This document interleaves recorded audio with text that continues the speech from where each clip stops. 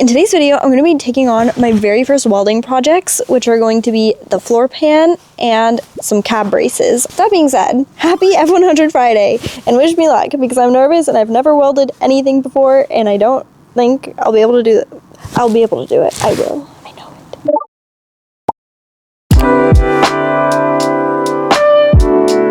Okay, that'll work. I've also started to question whether or not I will actually finish the F100 restoration.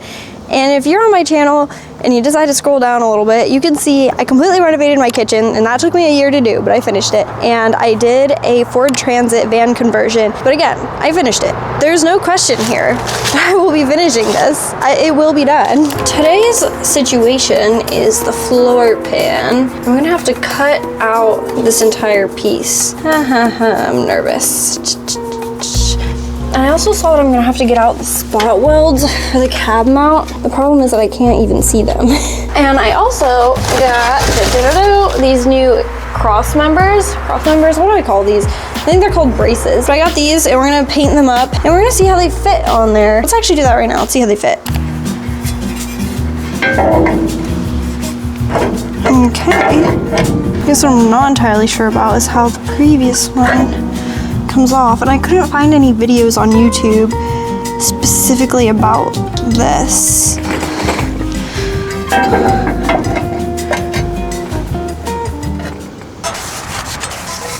This is the Rust Encapsulator Plus in matte white.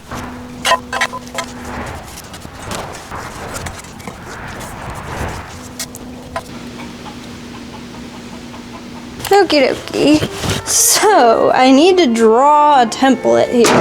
Oh, that was kind of loud. I'm nervous. I'm using the gasket that I didn't use to draw said template. What I don't know. Okay, let me start where I do know. Okay, wait, this is hard to make a decision.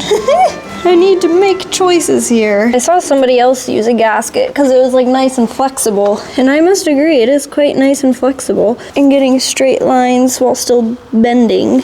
So here's the reason why I'm spazzing out a little bit, is I cannot see the spot welds for the cab mount.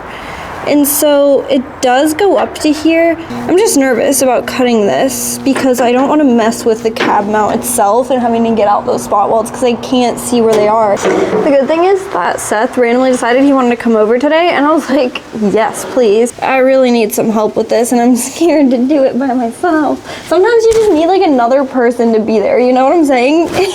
You know what if I just did like multiple patch panels? Like multiple small ones? Would that be easier than doing one huge one and safer maybe?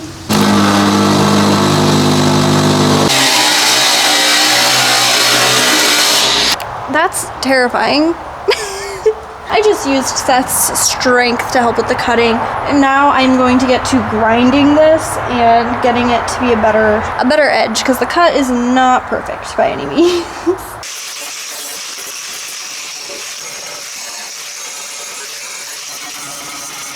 Okay, so I want the patch panel to be too big as opposed to too small.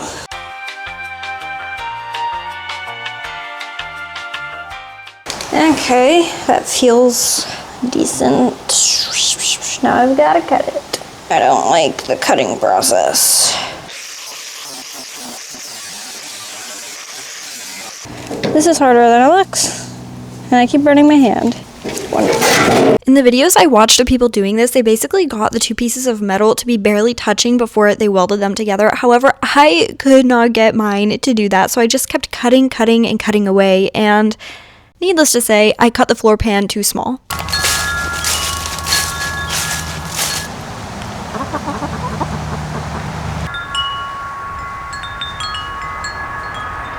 One, it's cold, and two, I stopped filming yesterday because I rage quit. I cut the floor pan way too small, like I just couldn't get it to properly align with the sizing, and I freaked out, and I was like, I don't know what to do now.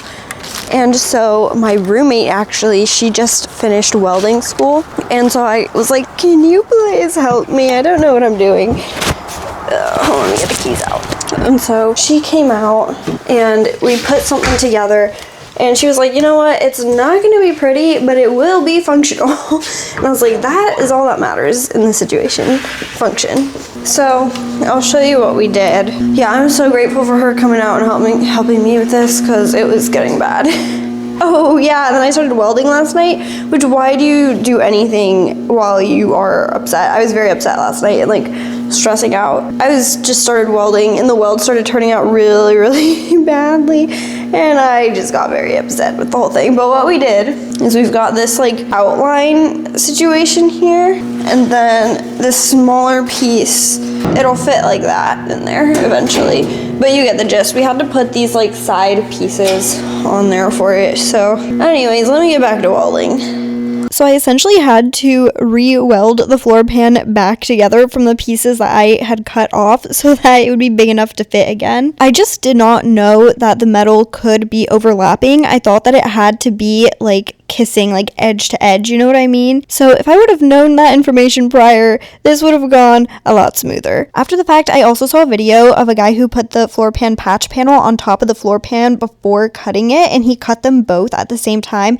and that gave him a really nice symmetrical edge. First of all, tell me that this is not such a cool shot, and second of all, to get that bottom piece of floor pan to fit, it still had to be maneuvered and hammered and all the things to get it to start to align. It still wasn't even perfect. While I was welding, I was battling these huge gaps, and after a lot of time, I kind of figured out how to fill them in. It was already tacked in place in a bunch of different areas, so these filler welds were kind of more cosmetic than they were structural. And I don't know if this is a real technique or not, but what I did is I built up a puddle and basically made a single wall from one piece of metal to the other, and then I just kept going back and forth up and down that wall, and it kept on making more and more wall. So that's kind of how I filled in the gaps. Keep in mind, this was my first real welding project ever. I really said go big or go home. So it was not the most aesthetically pleasing, so I tried to grind them down to make the surface smooth, but I was exhausted, so I just decided, you know what, nobody's really ever gonna see it, and I started painting the floor pan to protect it from rust.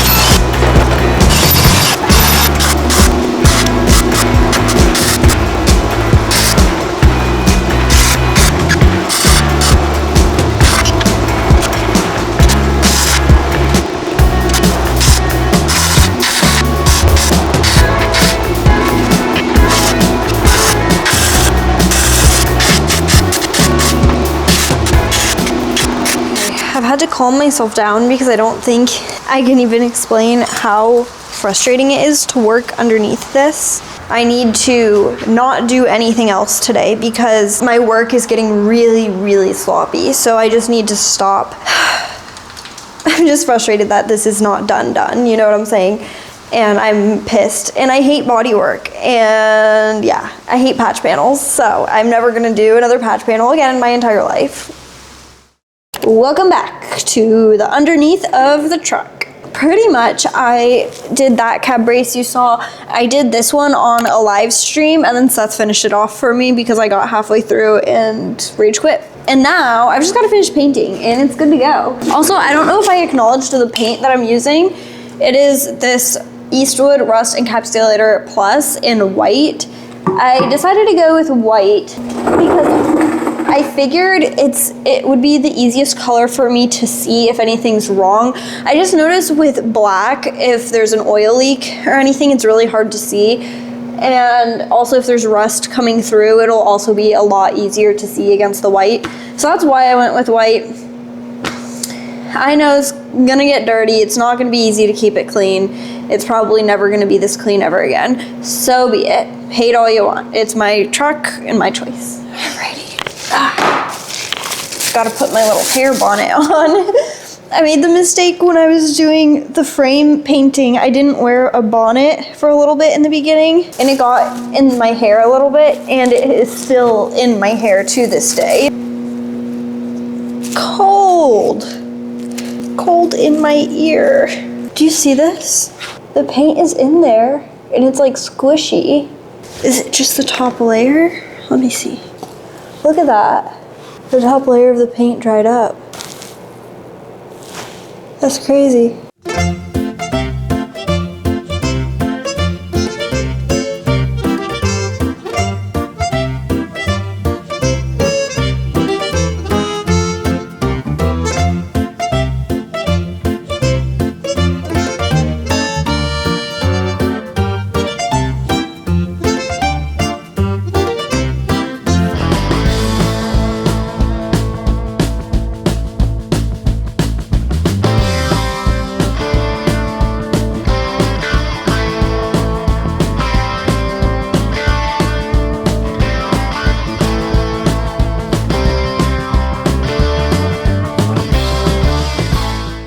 Okie dokie, the paint is done. Look at that nice straight line. That's so satisfying.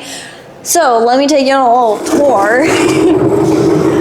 So obviously we've got the floor pan that I welded in, and since it's overlapping from the top, the bottom also has this like little lip here that you can see. So what I did is I did the best I could to weld the bottom of it, and then I put some seam sealer on top of the welds, and then I painted it. So you can obviously see the little lip here, but you know, it's functional, and this floor pan, it's not leaving, it's not going anywhere. So that's good.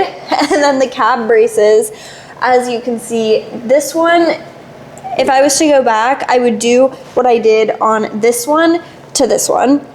So what I did is, you can watch it in the live stream I posted, but I cut the little wings off of it and I welded it along here instead of leaving the wings on. Like you can see here, I left these little wings on it and I just put some little spot welds in there, which I wish I had not done.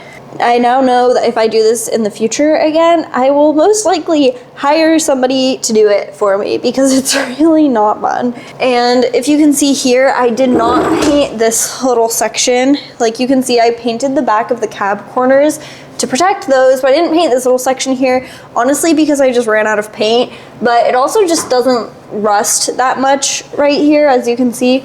So I'm not too concerned about it. It'll be fine. I can finally get started on putting the interior back together. Woo!